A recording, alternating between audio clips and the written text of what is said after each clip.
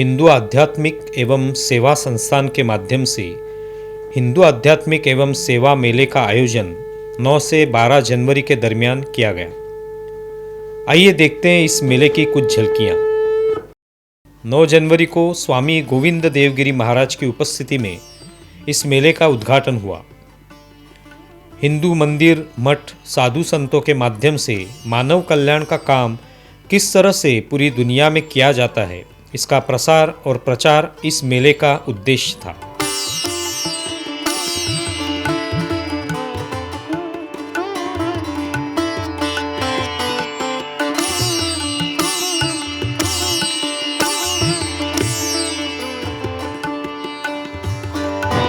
एक narrative social media में हमेशा चलता है कि ये टीले टपके वाले हैं, पूजा पाठ वाले हैं। अभी कुंभ के लिए भी आप देखते होंगे सोशल मीडिया पे कई ऐसा चलता है, क्या ज़रूरत है डुबकी लगाने के लिए इतना खर्चा करने की। लेकिन ऐसे नैरेटिव चलाने वाले के मुंह पे तमाचा मारना, इसका मतलब है हिंदू स्पिरिचुअल सेवा फाउंडेशन का ये कार्यक्रम जो संपूर्ण इस 84 लाख जीव योनियों को इस दृष्टि से देखने में उस ऊंचाई पर पहुंच जाता है कि इसमें भी वो परमात्मा है। ये जो मानसिक स्थिति है, तभी तो हमने कहा वसुधैव कुटुंबकम। इसलिए हिंदू एक वे ऑफ लाइफ है और इस जीव को उस परमात्मा के लेवल तक तेरे मेरे में कोई अंतर नहीं है।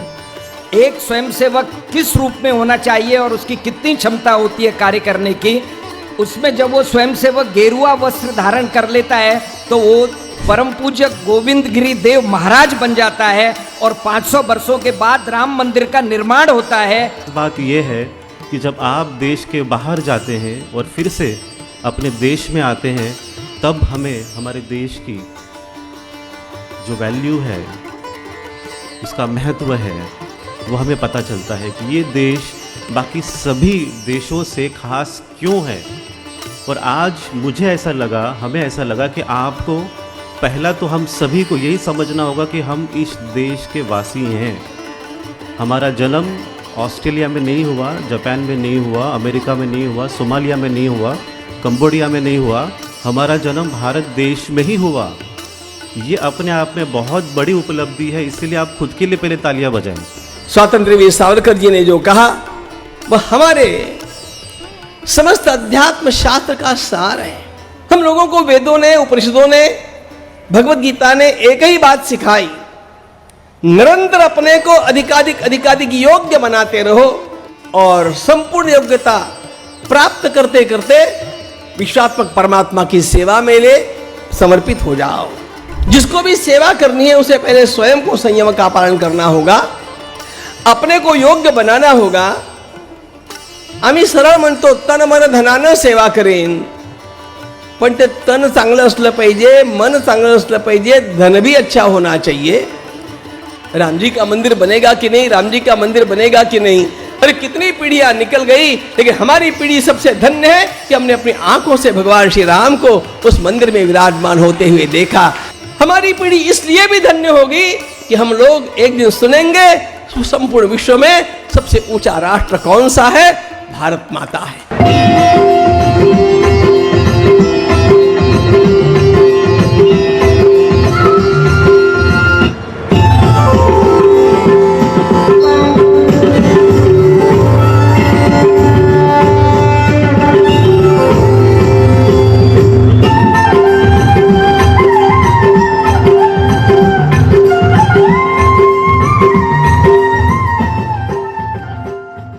दूसरे दिन राष्ट्रगान से कार्यक्रम की शुरुआत हुई।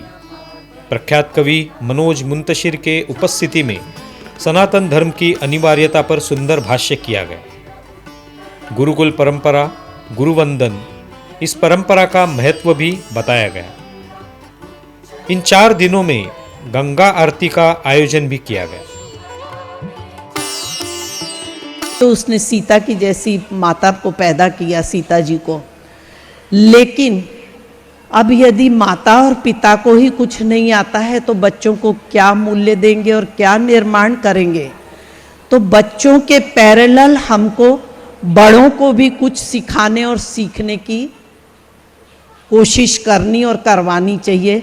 ये मैं यहाँ पर कहना चाहूँगी इस मंच से कि बड़ों को भी सीखना चाहिए थोड़ा बहुत तब। और सारा बोझ औरतों पे मत डालिए। औरतें आज की तारीख में ऑफिस में भी काम कर रही हैं, घर भी संभाल रही हैं, बहुत कुछ कर रही हैं, लेकिन फिर भी कहते हैं लेडीज़ करेंगी, लेडीज़ करेंगी। तो ये तो सही चीज़ नहीं है। मिल के करेंगे, हम सब मिल के करेंगे। पूरे परिवार की ये जिम्मेदारी बनती है कि वो बच्चों को कुछ अच्छा सिखाए और उसके लिए ज़रूरी है। कल मैं एक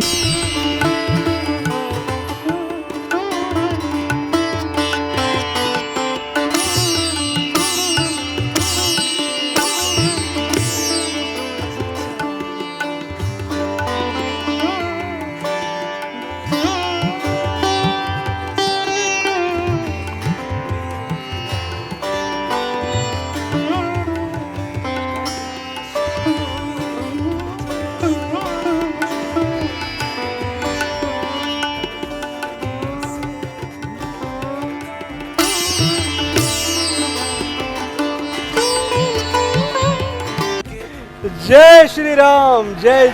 लेकिन एक डिस्क्लेमर डाल दूं मैं, बहुत ज़रूरी है ये डिस्क्लेमर डालना कि शब्द और वाणी दोनों ईश्वर की देन है। इसमें लिखने और बोलने वाले की कोई बहुत बड़ी भूमिका, बहुत बड़ी शाबाशी नहीं है। तारीफों के लायक न शोहरत का हकदार हूं, सारी बिजली राम की, मैं तो केवल तार हूं। हम हिंदुओं का जो बिलीफ सिस्टम है वो, और जो हमारा हृदय है वो ब्रह्मांड से भी ज्यादा विराट है। किन सिद्धांतों पे जिए हैं हम, किन सिद्धांतों पे मैं और आप, हमारे पुरखे, हमारे बुजुर्ग जिए किन सिद्धांतों पे हैं? बिलीफ सिस्टम क्या रहा है हमारा? सर्वे भवन्तु सुखिनः सर्वे सन्तु निरामया। जिसमें गिरती हैं सभी नदियां वो सिंधु हैं हम, सारी दुनिया को वतन कहते हैं, हिंदू हैं हम। और जो हिंदुत्व की पहचान है वही मेरे महान भारतवर्ष की भी पहचान है। कभी सच के पथ से न भटके मनुजता, तो पग पग पे वेदों के दीपक जलाए। अवध में रची हमने मानस की लीला, कुरुक्षेत्र में मंत्र गीता के गाए। कि हम शौर्य और शांति दोनों के पूजक, हमारी ध्वजा 10 दिशाओं में झूमे। नमस्ते सदा वत्सले मातृभूमि, नमस्ते सदा वत्सले मातृभूमि। हमारे अंदर पराक्रम है तो छत्रपति शिवाजी महाराज जैसा, और हमारे सनातन में, हमारे हिंदुत्व में करुणा है भाई साहब, तो संत नामदेव जैसी। आपकी उंगलियों ने बोल दिया कि जो भगवा ध्वज के सम्मान में खड़ा नहीं होगा, हम उसे बैठने के लिए सत्ता की कुर्सी नहीं देंगे। एक और एक मिलके 2 हो जाएं, ये गणित है। एक और एक मिलके 11 हो जाएं, ये संगठन है। एक और एक मिलके एक ही रह जाएं, ये प्रेम है। एक और एक मिलके 0 हो जाएं सर, ये आध्यात्म है। एक को एक से मिलने ना दिया जाए, ये कूटनीति है। एक को एक के विरुद्ध खड़ा कर दिया जाए, ये राजनीति है। और एक हैं तो सेफ हैं, ये रामनीति है। कभी यूरोप चुटकियां लेता था कि महात्मा गांधी का ये जो भारत है ना, ये हफ्ते में 2 दिन भूखा सोता है। आज उसी महात्मा गांधी के भारत से दुनिया के 140 देशों को अनाज एक्सपोर्ट होता है। जो सपेरों और मदारियों का देश कह के हमारा मजाक उड़ाते थे, आज हमारी न्यूक्लियर सबमरीन देख के थर्राते हैं। शिव की जटाओं में चंद्रमा का वास है, इस बात पे जो हंसते थे, आज वो चंद्रमा पे शिव शक्ति पॉइंट देख के दांतों तले उंगलियां दबाते हैं। सरजू जलथल जलथल रोई जिस दिन राघव हुए पराए, बिरहा के 100 पर्वत पिघले, हे रघुराई तब तुम आए। बहुत ज्यादा शांति प्रिय हो चुके हैं हम। हमें यह नहीं बताया कि रामनवमी की शोभा यात्रा में जब कोई पत्थर फेंकने लग जाए तो हम क्या करें, हम कौन सी जुगत लगाएं कि हमारे भाईचारे को चोट न लगे, क्या करें। हमें यह नहीं बताया गया कि जब कोई हमारे खाने में थूक दे तो क्या करें, हम शुक्रिया भाईजान बोलें या 18% जीएसटी के साथ हिसाब किताब वहीं बराबर कर दें। लेकिन हम 4 हिंदू एक दिशा में एक साथ तभी चलते हैं जब 5वां कंधे पे हो, वरना कहीं कुछ भी हो जाए हमें फर्क नहीं पड़ता। ये बदलना होगा। ये बदल गया तो ठीक है, और अगर नहीं बदला तो विश्वास रखिए अपनी आंखों के सामने हम और आप इस देश को बांग्लादेश बनते हुए देखेंगे, रोक नहीं पाएंगे।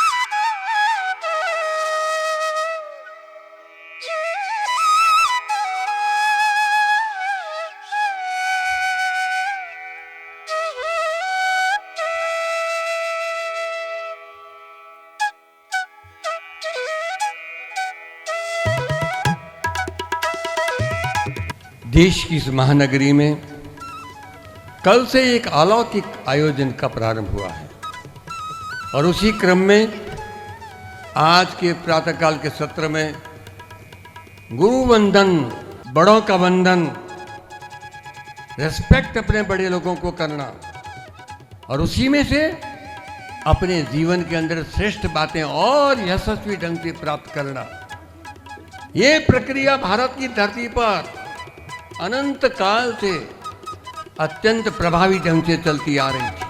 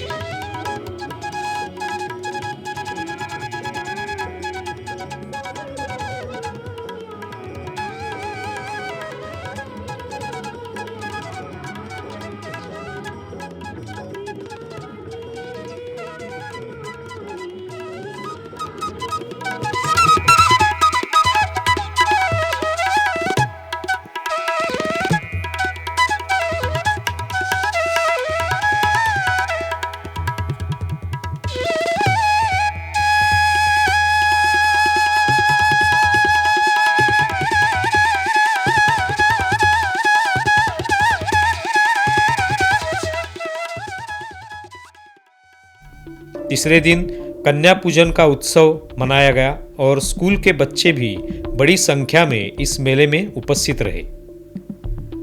संगीत, भजन, नृत्य से मेले का वातावरण मंत्रमुग्ध हुआ। बड़ी संख्या में लोग इस मेले के लिए उपस्थित रहे। लोगों ने भी इस उत्सव को बहुत सराहा।